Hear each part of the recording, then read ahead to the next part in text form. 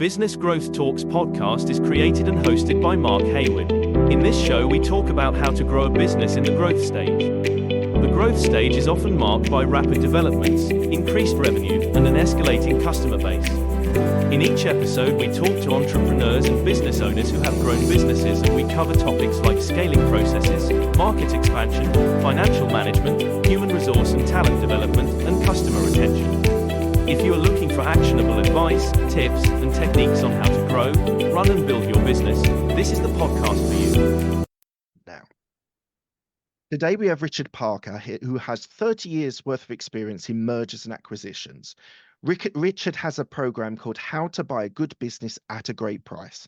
This program has sold over 100,000 copies across 80 countries, empowering prospective small business owners. Richard has successfully acquired 13 companies alongside advisory roles in transactions over $2 billion. Richard was hired by the Ray Dalio family office as an investor, which is an investment and a hedge fund manager of Bridgewater Associates, to mentor his son at the art of acquiring small businesses. Richard is based in Florida, USA, and if you are enjoying this content, then please do consider subscribing and go to businessgrowthtalks.com for more information. Hello, Richard. How are you today? I'm terrific. How you doing? I'm doing really good. Thank you so much for joining me today. We've had other people on the show about acquiring businesses, but it is a really fascinating area for me because it's a strategy that I run a couple of businesses, as I said to you beforehand, in real estate, and we've got the podcast business. And it's always something that makes me think about that whole idea of being able to grow. And this is what I think is going to be interesting for the show, how to grow through acquisitions rather than just trying to grow a business incrementally and then reinvest in funds and growing it that way. So I'm super pleased that you're here today. Thank you so much for being here. Of course, I'm happy to be here. I'm looking forward to the conversation. Great. So the first question I ask all of my guests is, what does a business mindset mean to you?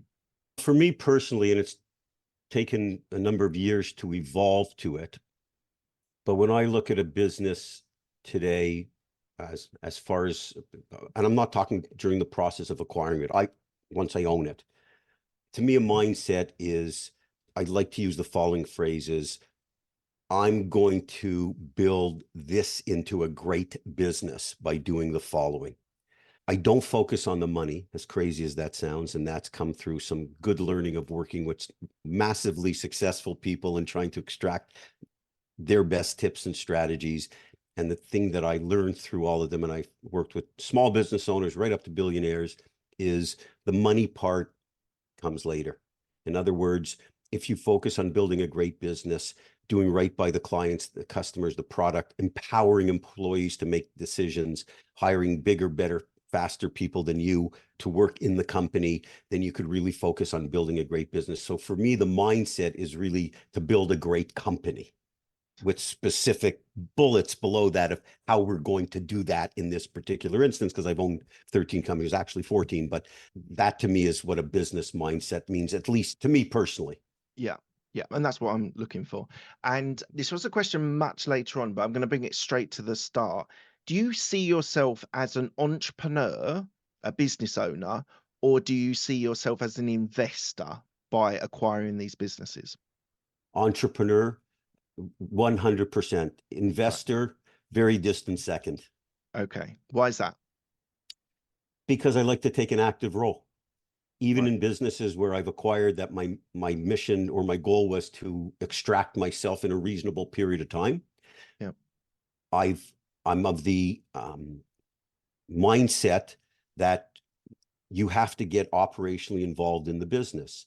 If you bought a business, I know people are very excited about these ideas of buying absentee owned businesses. I think absentee owned businesses equal absentee profits, because then you don't even know who to hire. If you have a manager in place and you know nothing about the business or not enough about the business, and the manager quits or something happens, then you've got to get involved. You don't even know enough to hire a manager. So for me personally, I love to get immersed in the business. I find myself intellectually curious, not intellectual. Don't confuse. Intellectually curious. Yeah. And I love to get immersed and really learn the nuts and bolts. I love learning about new businesses, and so that I could take a step back and with the team make good decisions going forward. So to me, I view as an entrepreneur someone who's more involved as opposed to an investor or a passive investor.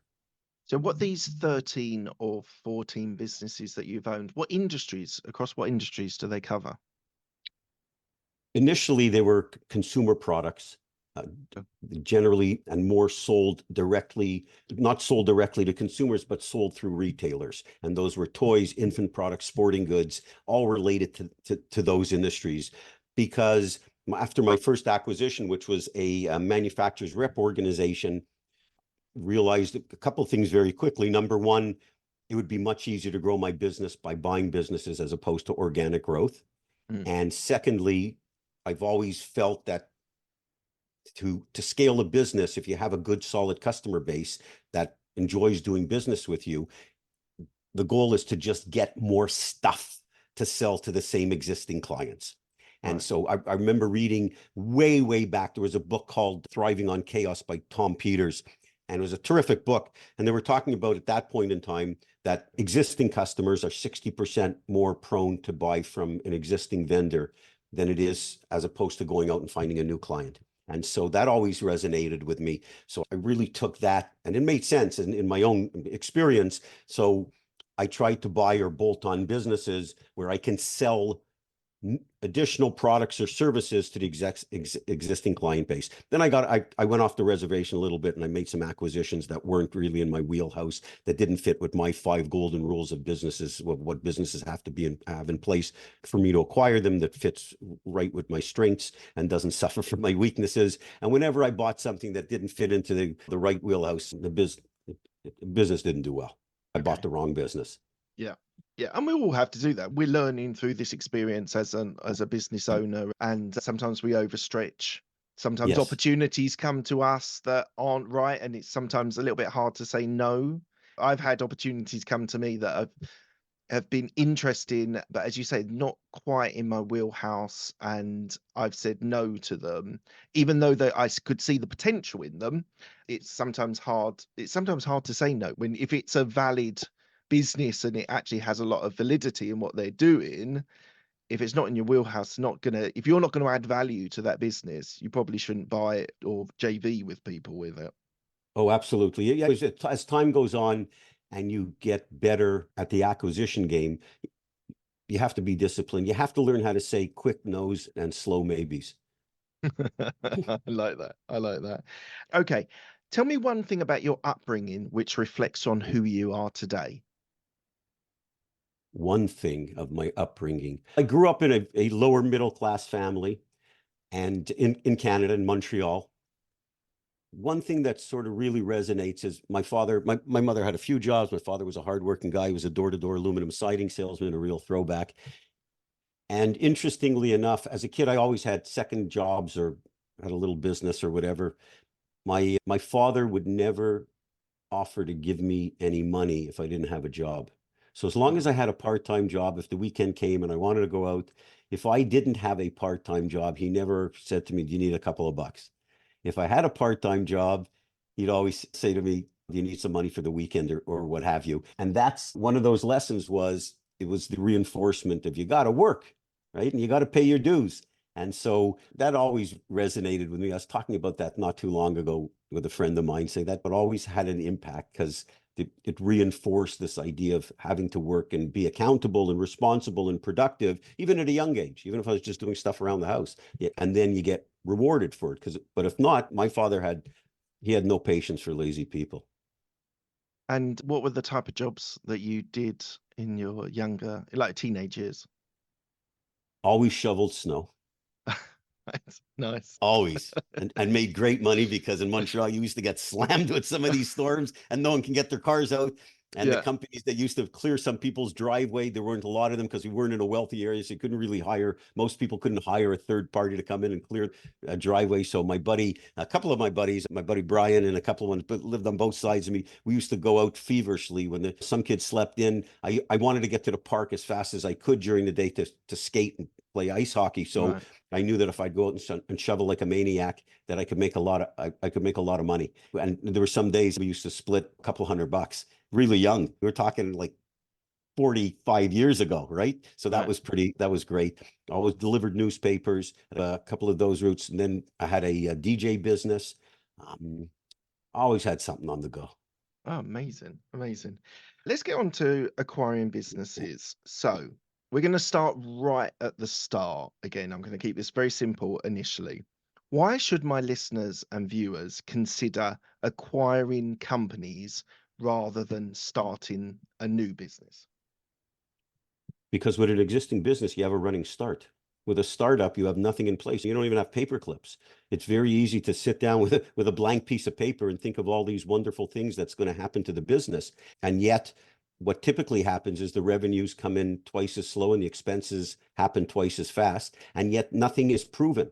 And so it's very easy to convince yourself that something is wonderful when there's a clean slate or a tabula rasa, right? There's nothing in place versus an existing business where if you do this the right way, if you get the keys to the place on Monday, you should be able to take a paycheck on Friday. You've got revenue, you've got customers, you got employees, you got processes, you got systems. Now in America, for example, 96% of all startups fail in the first 5 years. You buy an Similar in the existing, UK.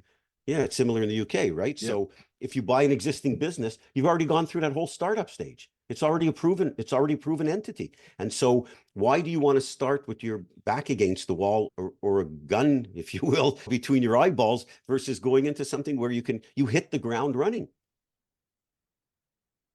Yeah. There is a there's a certain charm about starting a business and struggling and the sort of the fight. And I listen to a lot of podcasts and audiobooks and things. And the people that say that their favorite bit of the business is the first 5 or 10 employees, that sort of really starting something and the idea of creating something is an interesting idea as well. I agree. Yeah, I So agree. what There's a certain romance attached to it. There's also about tenfold the heartburn attached to it. You're absolutely right. The idea of that most businesses fail, most small businesses will fail in the first year, and that's the reality of it. And for my listeners, I'm just thinking that idea of having a running start, having some employees, having the systems and processes does lend to it. This is a question I was going to ask later, but let's jump into it now. Franchising. What's your Yep. view on franchising? Because that gives you all the systems and processes in place. You're lifting and shifting a business from Florida to Michigan or where Ohio or wherever. What's the advantages and disadvantages of franchises? So there's a couple of points. The when and I like franchises because it's a proven methodology or it's a recipe that for the most part has worked in certain locations under certain conditions. Similarly, franchises for individuals that lack the confidence or have any lack of any operational experience who really feel that they want to explore and get into the world of business ownership, but because of confidence or what have you, Mm. can't prod themselves to make the move. Franchises are a terrific option.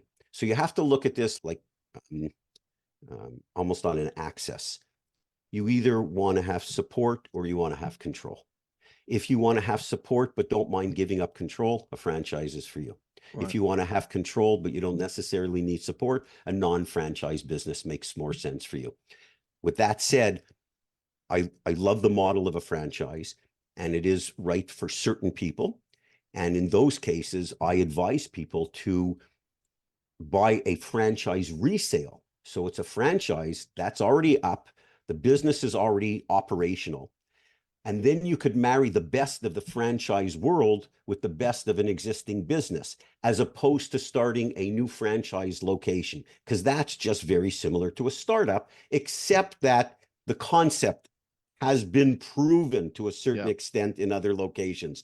So to me, franchises make a lot of sense for a lot of people, but in cases where it does, we'll buy an existing one. Then you have a franchise, you got all the support, you have the recipe in place, and you also have a proven location. Mm, mm. But a lot of franchisors are looking to build it into a new location. So if they've had a business, let's just say a restaurant, it's probably one of the easiest examples of it. You've got a company that's in, let's just take Florida, for example, and they've got 3 or 4 locations in the area and they're doing really well. They're like, I know restaurants are notoriously difficult to do really well, but let's just say they are doing Not really all. well. Yeah. Yeah, and they're looking to maybe move to the next state along, or a couple of other states, and they've got all of the systems and processes in place.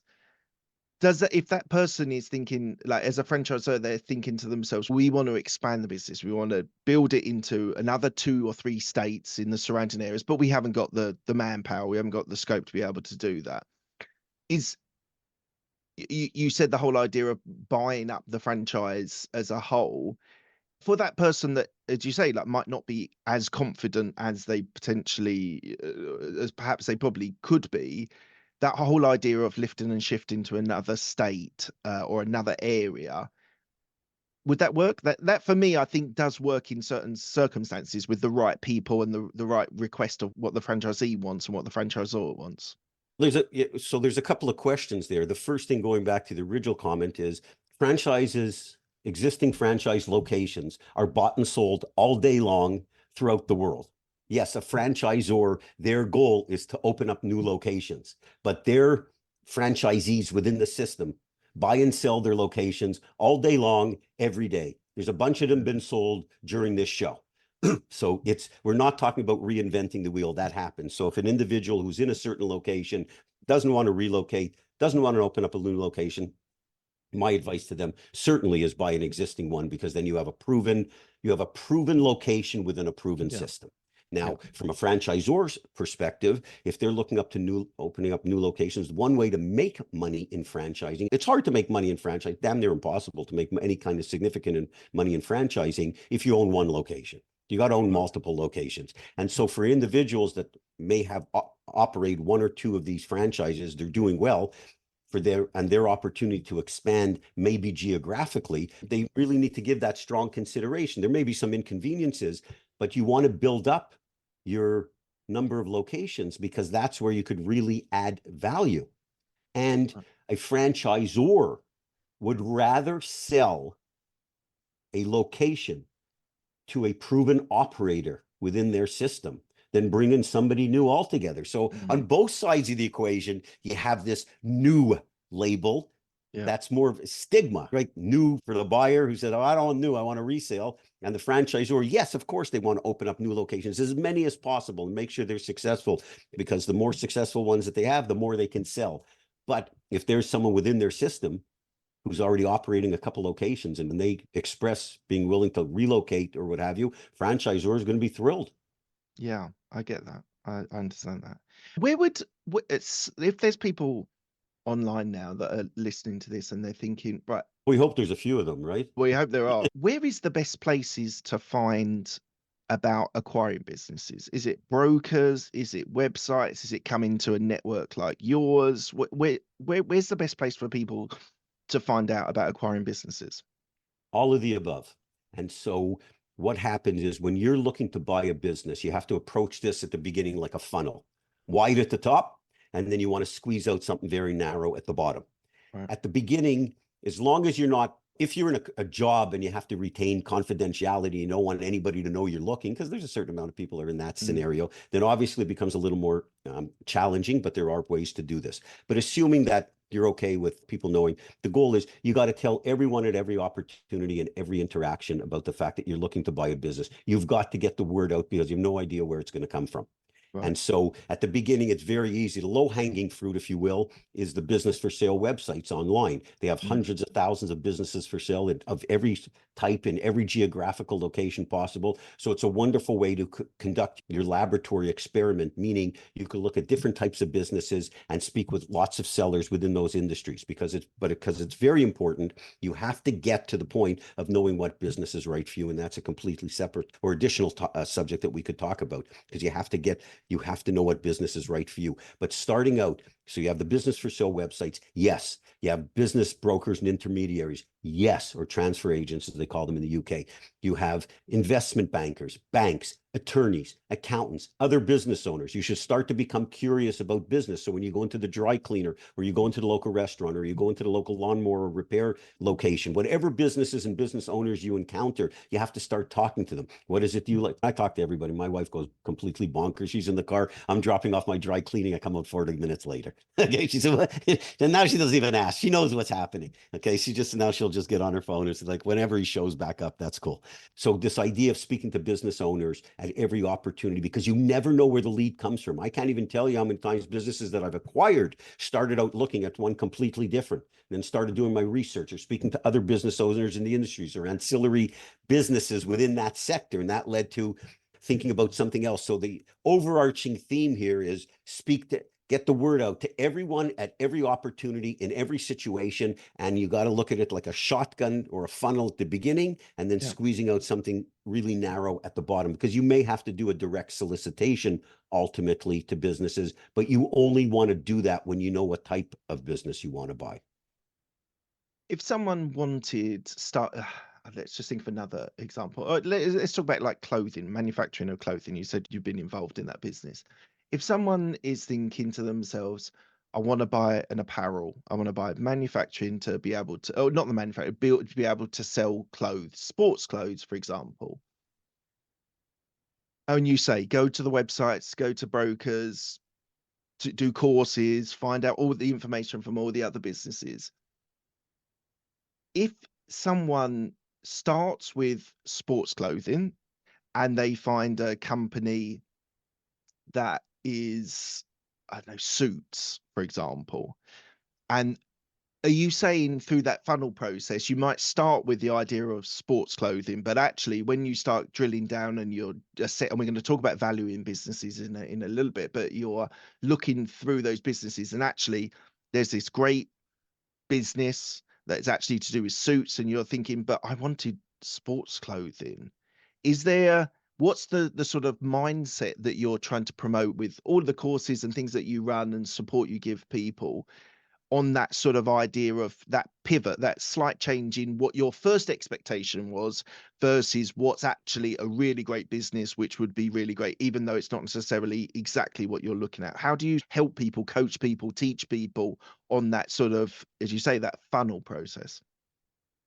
The single most important thing with the entire process is to identify the type of business that's right for the individual, not the other way around. Not finding a business and then trying to fit a square peg into a round hole of, am I the right person for that business? Oh yeah, I think I could do this. I think I can do that. No, that's the wrong way. You don't want to back into this. You want to go in straight through the front door, meaning you have to get in tune with what is your greatest skill set and match that to a business. And the mantra that I've been teaching and preaching for decades, and it works, is whatever it is that you do best has to be the single most important driving factor of any of the revenue and profits of any business you consider purchasing, because for everything else you can hire. And if you have a good business, that the suit business, which looks like a good business, but you're the wrong person to operate it, unlike your business in the real estate, where if you overpay a little bit for a property, as long as time heals every real estate error, you can get through a tough time. If you buy the business that's wrong for you, you're going bankrupt. It's right. Not going to be average. You're going to be out of business. And when you look at that, as you go in and you start looking at the different businesses, and using your example, apparel, there's sport clothing, there's formal wear, there's socks, there's a whole array of them. Now they're all within the sphere, if you will, of apparel. But some are manufacturers, some are distributors, some are importers, etc. As you get in tune with your skill set, it takes a little bit of work. Then you can look at the businesses and realize, hey, you know what? That particular suit business is a manufacturer. And I'm, based on my skill set, that's what I should be doing. It's not the product. Where I would correct or expand upon what you said. The focus shouldn't be on the suit, because the product is irrelevant. Obviously, you got to be proud of it, okay, and enthusiastic about it, but it's the company, what the company does. You got to focus on the profit, not the product. The product you'll learn to really enjoy and love as long as the company is profitable. But if you fall in love with a product and it's a garbage company, you'll soon learn to hate the company and the product. And so it's the alignment is with what drives the business, not the product. Right. And you're absolutely right. As you say, some might be manufacturing, some might be distribution. That's what's the most important thing in choosing a business. That's a great answer. You said recently that today is the best time to acquire a business. What are the unique conditions that are happening in 2024 that make you feel that this is the best time to buy a business? Over the last decades, I've seen that we've had ups and downs in the economy, but by and large, it's always the business sale universe has always been a seller's market because there's always been a tremendous demand. A lot of that demand are lookers who will never get to the finish line, but there's always been a tremendous number of buyers looking at businesses. And so it's always been a seller's market and good businesses coming onto the market. And we can define good businesses as second that can, good books and records. They could transition to a lot of people. Those businesses typically gone under contract in 30, 45 days. So because it's always been a seller's market because of the fact there's always been a lot of buyers. However, recently with rising interest rates, inflation, threats of recession, and the uncertainty over the last few years as a result of COVID. Some companies did great, some companies did awful, but the ones that have remained in business, that have come out of it, it's very hard to look at and say, what are the real numbers? Are the numbers the 2019 numbers? Are the numbers that spiked during COVID? Is it the 2023 numbers? So the history that you have in a business, you usually have this peaks and valleys or roller coaster effect. So it's hard to peg a valuation on a business because one doesn't really know what the exact bottom line is because it's been fluctuating dramatically over the last few years. So what that does, all those things, what that particular thing does is it lends itself for performance-based deals. Buyers looking and say, hey, Mr. or Mrs. Seller, I'm willing to pay this, but I need to know over the course of the next 12, 24 months after I buy it that the business is going to continue to do X volume of revenue and profits. So when you take a combination of inflation, recession threats, rising interest rates, and this roller coaster performances of the businesses, tons of buyers have gone out of the market. They're not buying. And so the buyer pool has shrunk down. When the buyer pool is shrunk down, you suddenly don't have a seller's market. So that's just math. The other part of it, why it's so wonderful for buyers, is being able to dictate terms as opposed to valuations and multiples skyrocketed pre-COVID. And now they've come down. Sellers are starting to breathe oxygen from this planet because they're realizing these multiples don't make economic sense. And so there's this squeeze all the way around, which is favorable for the buyer. And so you can walk into many of these companies right now where when the added layer to all of this is they call the silver tsunami, which is these hundreds, if not thousands of millions of business owners retiring over the next couple of years. So you've got this like ridiculous supply. So when you take a look, each one of these things independently could lend themselves to be a good time to buy a market. In the aggregate, it's unbelievable because everything is pointing towards a buyer's market. And so you could really dictate the terms, which is what a seller wants. Like the price of the business is important, but the money is made on the terms.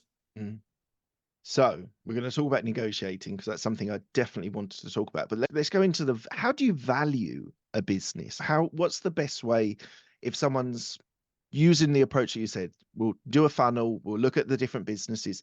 How is the best way to be able to value a business for someone who's looking to acquire? We're going to look at it from a buyer and a seller side. The sellers value their business as following. They close their eyes and they throw darts. That's where they come up with their price because what a seller thinks their business is worth rarely has anything to do with the value. They're all emotional. They're tied into this. Either this is how much money I need to retire, or here's the blood, sweat, and tears, or in the UK, here's the blood, sweat, and beers that I put into this thing over the last number of years, and all these emotional components. Whereas a buyer has to look at it logically. It's got to fit into certain parameters of multiples of what we call owners that benefit or sellers discretionary earnings or adjusted EBITDA, which they're all fancy words for how much money is a new owner going to have to operate that business, service the debt, and pay themselves a salary based on the history of the business, and assuming all things remain status quo. So it's a formula, and we have articles on our website that explain that formula to people specifically to avoid getting into the minutia of it. But let's just establish that there's a number, there's a multiple, there's a bottom line number that gets a multiple attached to it. And it's a multiple from the revenue that the company. No, it's well, there's a couple of type of businesses, SaaS businesses, some alarm company business. Sometimes they multiply revenue, but 99% of all companies have to attach a multiple based on the profit, the adjusted earnings, because you can't pay your mortgage with revenue. You pay your mortgage with profits. 100%. And so a buyer, don't let anybody convince you should be factoring a business based on revenue, because you need to pay your bills. And so there's a multiple attached. And they say, now your next question obviously is going to be, I'll jump in and tell you what your next question is, what's the multiple? And that's what varies. And there's a wide range. So if we talk in the lower end of the market, multiples are all over the place. They go from 1 to 5. In the lower end, they could be 1 to 3, but that's a huge discrepancy. So a 1 times multiple may be a business where the owner is the business. They're the intellectual property. It could be a professional services firm, a doctor, dentist, attorney, accountant, where there's no telling if the customers are going to stay after that current owner leaves. Higher multiples, again, in the lower market, when you get into the 3s and 4s and 5s, some are tied to the bottom line number. Others are tied to the caliber of the business, meaning how well that business is going to transition. Can new owner take it over and to a reasonable degree expect for it to carry on and scale? So all the components are there good books and records? Are there no mitigating issues? No customer concentration? All these fundamentals. I developed a evaluation formula that we took and stress tested through 1,000 successful business acquisitions. And what we determined was that there are really 50 components that go into evaluation. Like, you have the numbers, that's one piece, and that's important, the bottom line number. But there's other parts to this. How well the business is going to transition. Again, is there customer concentration? What are the deal terms? What is the competition like? What are any specific skill sets needed to operate the business? How easily can an employee leave and start their own business? The barriers of entry. So these 50 components, you answer these questions related to these 50 components, each one is getting a different weight. And that gets attached to the bottom line number and establishes a multiple. Because as well, you have to have a proper return on your investment. Because you have options. You can take your money on one end of the scale and put it into certificates of deposit and get a few % return, or you can take it all and go to Las Vegas and put it on 17 black and get 35 to 1. So in between is where a business has to fall. You've got to get, and a stock market will traditionally return 11%. And so you have to be above the stock market, below Las Vegas, but it's a good number because you're going to be working. And so I believe that you should be getting 25 to 33% return on your cash investment portion, because that makes sense relative to all the other investments. So when you take all those things into consideration, that's how a business is valued. It's not just picking rules of thumb. Rules of thumb are dumb. It doesn't matter what another similar business sold for. Because no two businesses are the same. And the other thing that I would tell anybody, and I tell anybody or everybody who's looking at acquiring a business, completely disregard the seller's asking price. Disregard it. Pay no attention to it. Forget it. Sometimes it's a barometer to find out how they're thinking about doing this, but you can't let that influence the decision. That has nothing to do with what you determine is the value of that business. And something we discussed before we clicked record was the idea of putting low money down, not no money, but low money down, and then paying the previous owner of the business over a period of time, a 5-year period, and they get part of the thing. So just talk me through that, because I think that would be interesting for my audience, that whole strategy of low money down and paying it over 3 to 5 years. I'm glad you said no money down, because that's really misleading. And you see some of that information online with people saying you buy these dream businesses for no money down. That's just illusion. So yes, seller financing, it's called balance of sale or seller financing, is a huge component of small business acquisitions. In the States, it's much more prevalent than the UK, for example, but it's catching on. And because that's what it takes to get a deal to the finish line. I've been teaching and preaching this for decades. 91% of our clients do their deals with seller financing. We show them exactly how. At the lower end of the market, that's what it takes to get a business sold, because banks typically are not lending money to individuals to buy businesses. Some countries vary a little bit and some have programs, but on the whole, it does not happen because the buyer typically is an unproven entity. Yes, the business may be good, but the buyer has no track record, so they're not financing them. And so seller financing, the nice thing about seller financing, first of all, like we said, it's what it takes to get deals to the finish line. You have much more latitude with the seller. If the business runs into any difficulty, you can get a holiday from the seller. They understand. They don't want to take their business back.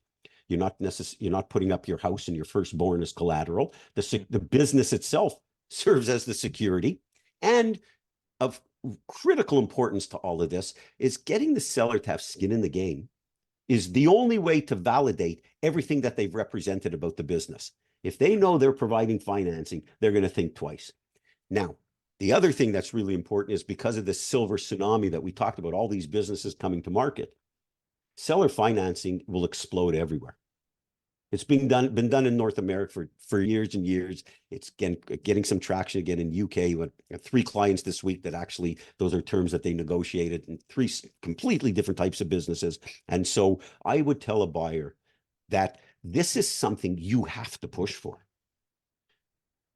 And the more challenges that the seller has of selling that business, the more leverage you have for seller financing. Now, you're not buying these for 1% down and 99% seller financing. Exactly to your question, you're a logical guy. The percentages vary. They go from 10 to 50% down. The business changes, but you can negotiate a huge component of seller financing, and you got to push for it. I've never, ever bought a business without seller financing, ever. Really? Okay. Okay. Because as you say, in the UK, it's something that I feel like friends of mine that have bought businesses have structured their acquisition through seller financing and Yes. doing that. But I would imagine maybe 10, 15 years ago, it wasn't really a thing that was being done in the UK as much. I would support that idea because, as I say, a friend of mine just bought a company. I won't say what industry it's in, but and she said to them, look, we'll give you, I think it was like 15% upfront. Yeah, And makes then sense. she staggered the payments over 3 years. I would have thought it'd been 5, but I think it was 3 years. So Yeah, we see it a little longer, typically around 5 years. Yeah. And that's why it's very important when buyers go in and speak to sellers. This idea, and you mentioned earlier, we'll talk about negotiation, and this is probably part of it because it's something to think about that dovetails on this pretty well, which is when you go in and meet with a seller, and you've got to meet sellers. You can't buy a business from an ad online. You've got to go in and meet face-to-face with sellers, and preferably not even Zoom calls. Go sit in their presence. But you want to establish a meaningful relationship and a thoughtful conversation with them, Yeah. because you never know where that conversation goes. And if you impress them as you're the right person to take over their business, because there is a percentage of sellers, yes, the price and terms are important to them, but it's for percentage as well. It's critically important that their legacy is carried on by the right person, that their employees are taken care of. And Yeah, so if you, exactly. The whole point is, from a seller's point of view, they want their business to have legacy, to extend through another generation with you taking over the business. So it's in their benefit that their baby that they've grown from perhaps nothing and they want to now sell because they want to retire or do something different. It is in their interest to get the right buyer as well. So there is we're going to talk about negotiating now, but that whole idea that the seller wants to have someone successful in that business. So it's critical for both sides to have that as a successful purchase and a successful legacy for that business. oh, absolutely. And that's why you want to have a real good relationship and establish a good relationship with the seller. And so during the conversations, and it's certainly at the beginning, you don't come through like a bull in a china shop with, as far as negotiating is concerned. You want to establish a nice relationship because yes, there certainly are sellers that they don't care about the legacy. They don't care about the employees. They just want to sell this thing and get the hell out of Dodge, right?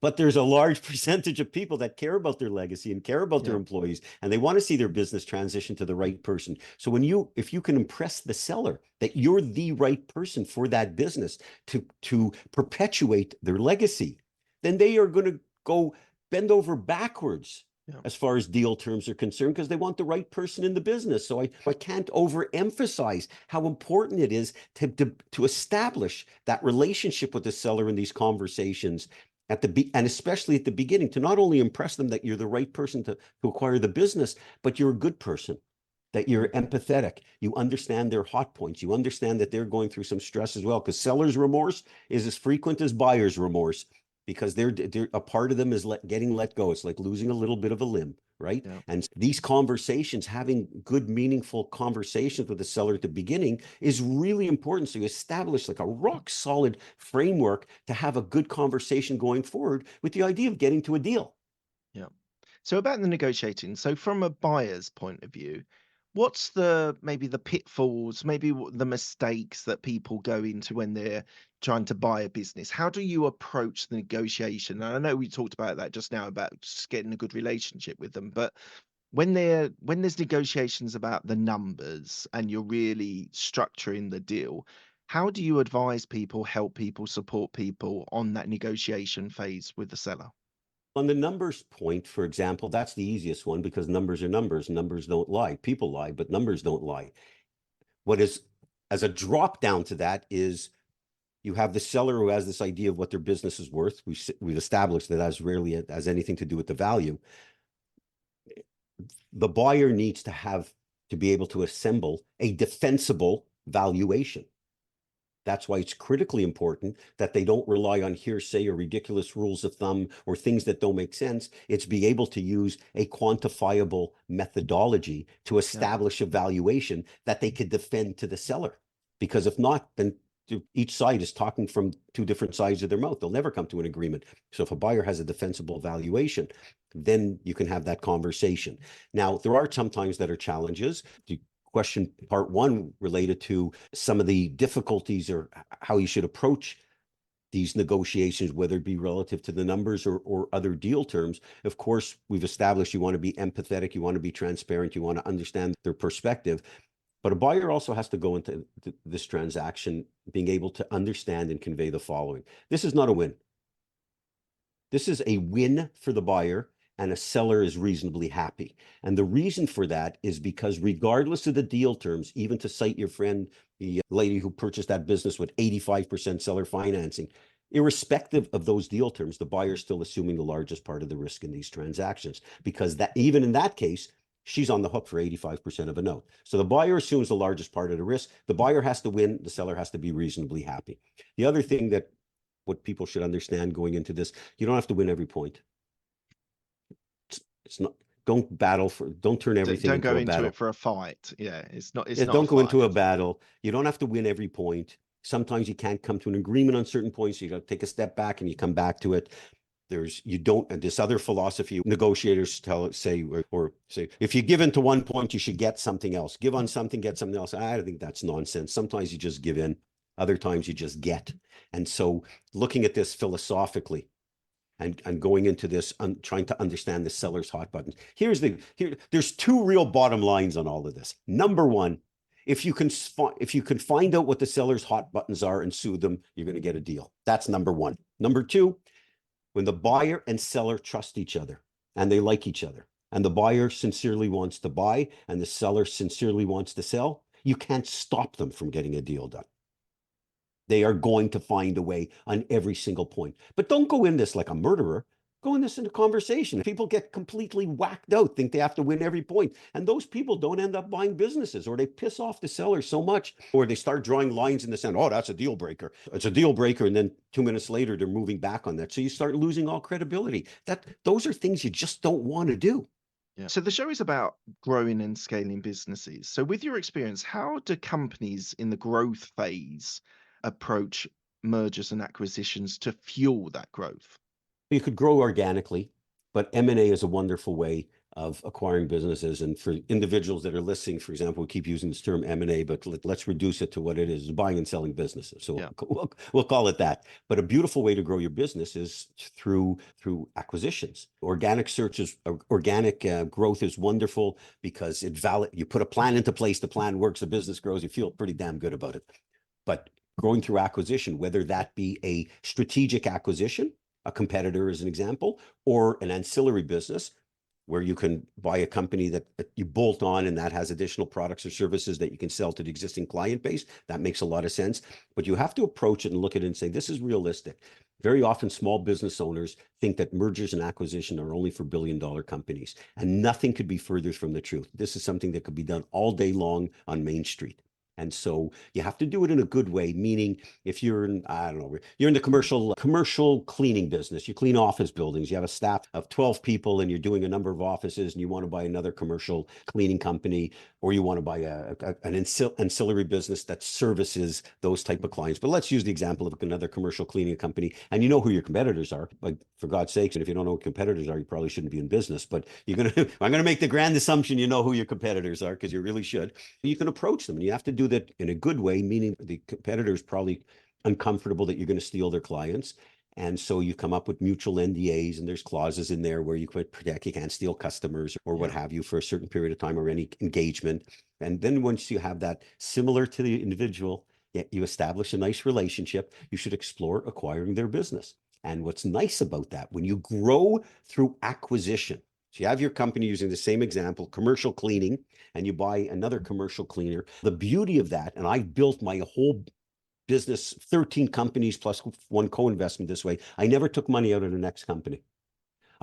Because I had the one base that was paying me what I needed to live on. I used the profits and the cash flow from every subsequent business to grow it or to pay down the debt as fast as I possibly can. Right. And so when you think about doing that, you can bolt on and build a big business pretty fast with that strategy. Yeah. I think you've convinced me.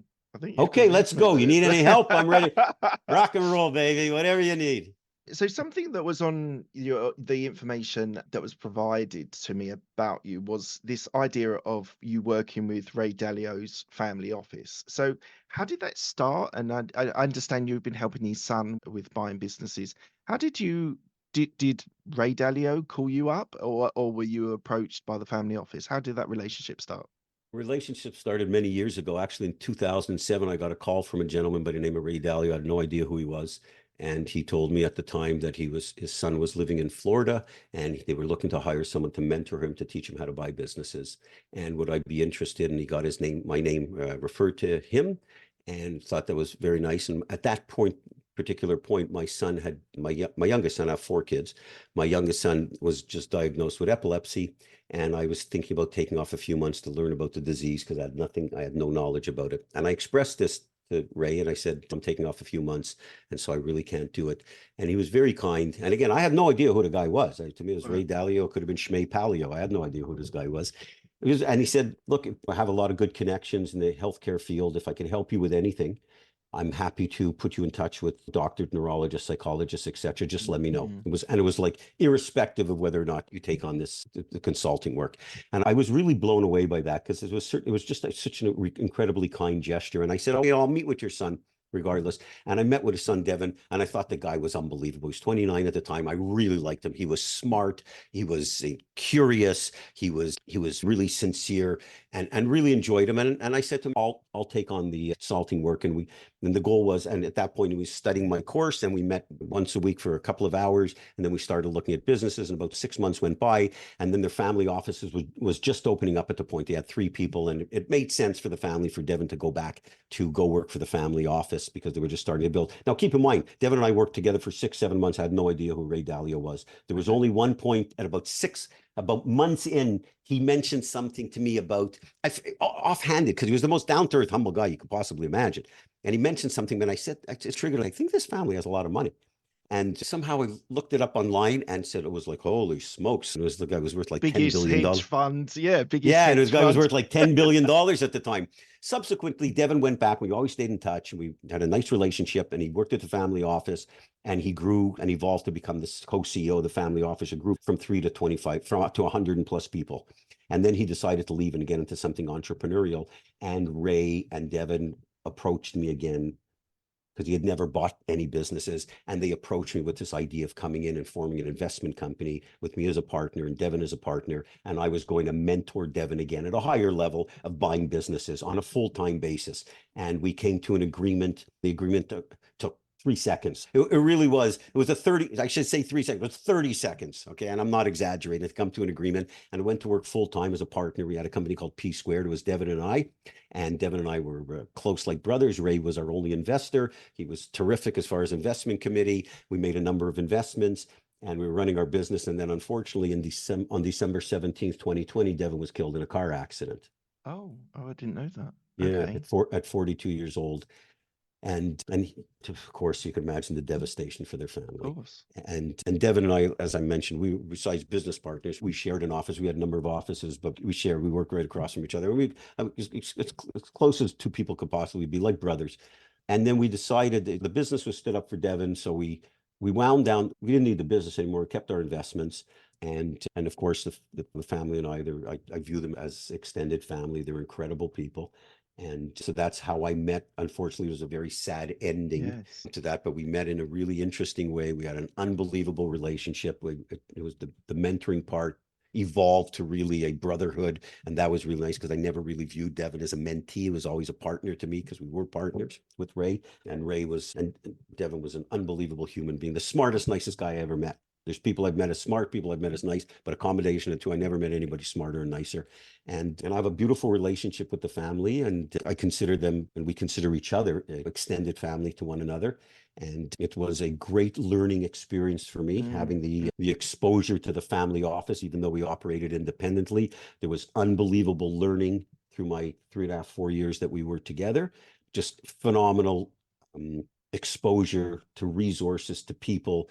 And again, just the core learning, because Ray gave us a lot of latitude to really figure out what it is that we want to do when we grow up. As far as an investment thesis, he was terrific as an investor. I couldn't have scripted a better investor. So that whole period of time was a phenomenal period of time in my life.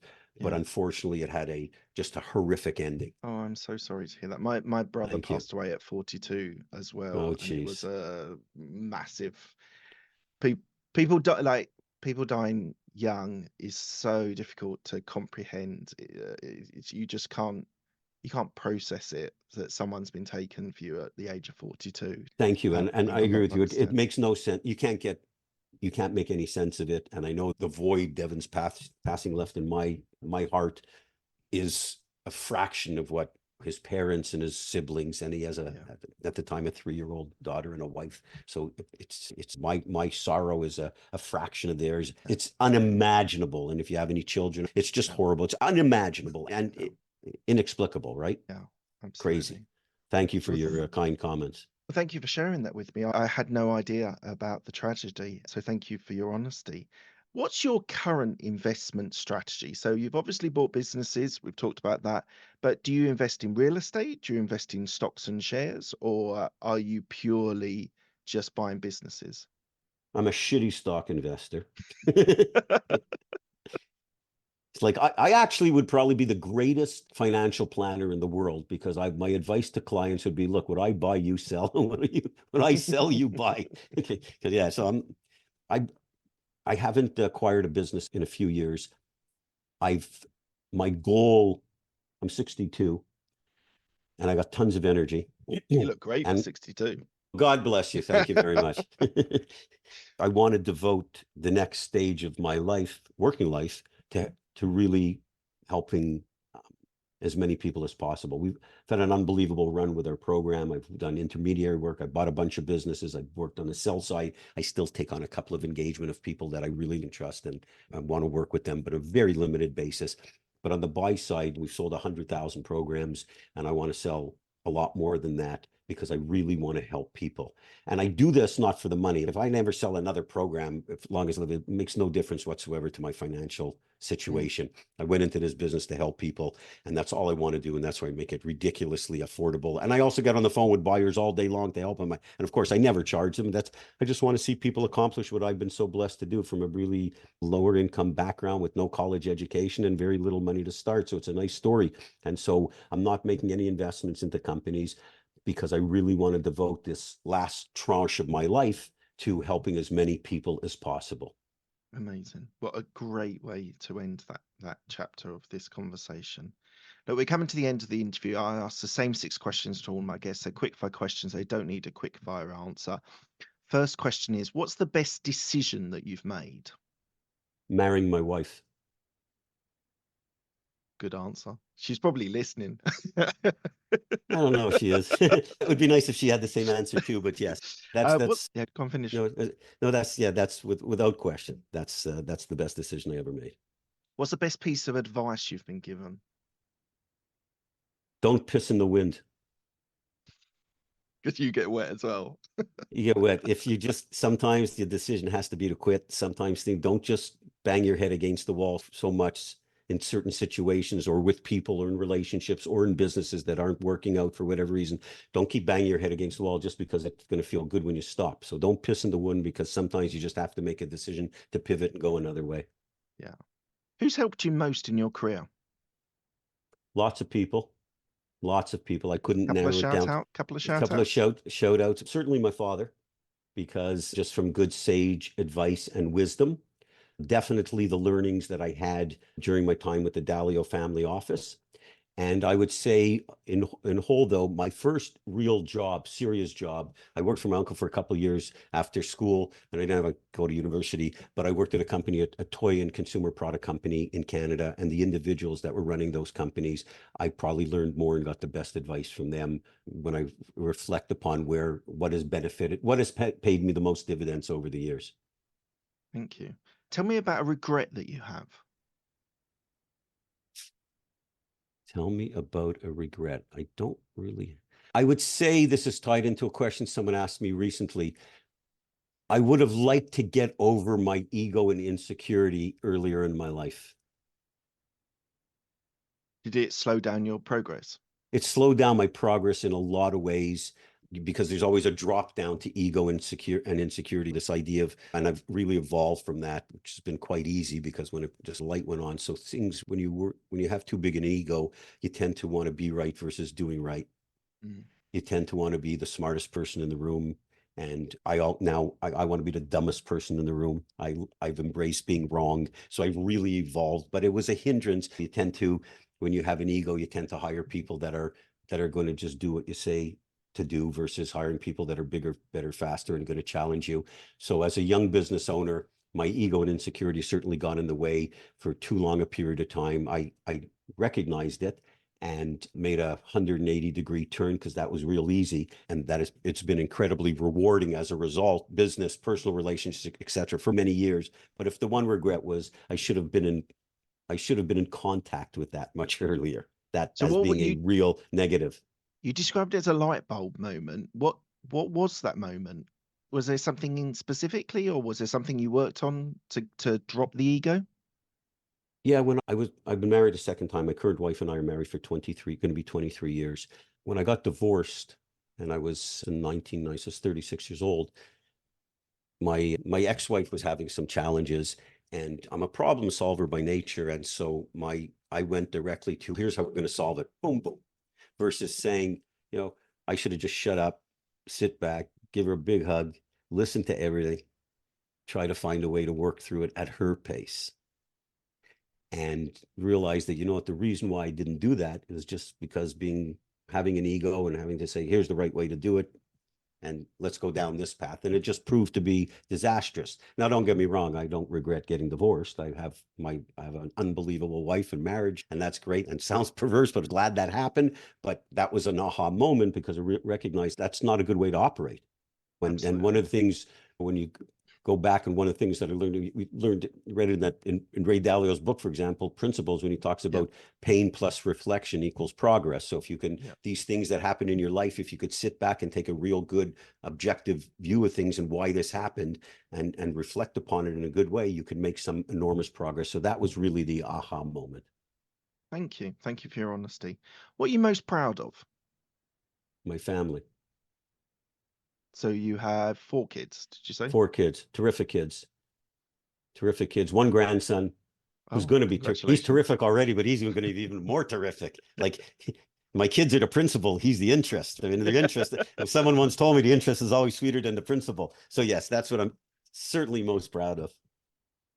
They're good people. I'm not, three of them are professionals. One of them is working his way towards a career. So I'm proud of their accomplishments, but they're good, solid citizens, caring people. So that's what I'm most proud of. Why do you do what you do? Because I love it. Why do you love it? Why? Okay. So I know these are 6 rapid fire questions. This one I don't have to give a lot. We've got time. It's fine. I don't have to give this a lot of thought. There's a lot of components to what I do that I find phenomenally interesting. Number one, at the top of the pyramid, is I help a lot of people. And I've made some terrific money and had some great rewards from businesses that I've owned. But nothing compares professionally to the gratification I get being able to help someone do what I've been able to do, or someone sends me a note or picks up the phone and says, Richard, Mr. Parker, you've changed my life. And here's how it happened. And I have binders full of those binders. Nice. And so the gratification from that is more enjoyable than anything else I've ever done professionally. There's not even a close second. So that's one part of it, which is a massive part. The second part related to the world of buying and selling businesses, I find it fascinating to get up on a Tuesday morning, and by Wednesday, I'm learning about a completely new business that didn't even exist. Right. And that I really have to dig myself in when I was buying businesses. I have to learn that business intimately. And that has really transcended to the work that I've done represented sellers. And I still do a little bit of that because I force myself to learn that business in a short period of time. I want to be the second most knowledgeable person about that business besides the owner in the world. And so I really have to dig in. And I love learning. And I love that questions beget more questions. And I love that journey. And so that's a really big part of it. The third part is, we all answer to someone, but I love being my own boss. I love the fact that I don't have a ceiling on what I can earn. And that when I first got into it that many years ago, that was the big reason why. And I love the fact that I don't have shackles. No one's bigger than the game, and you're always answer to someone. But I love the fact that if I succeed, great. If I fail, great. It's up to me.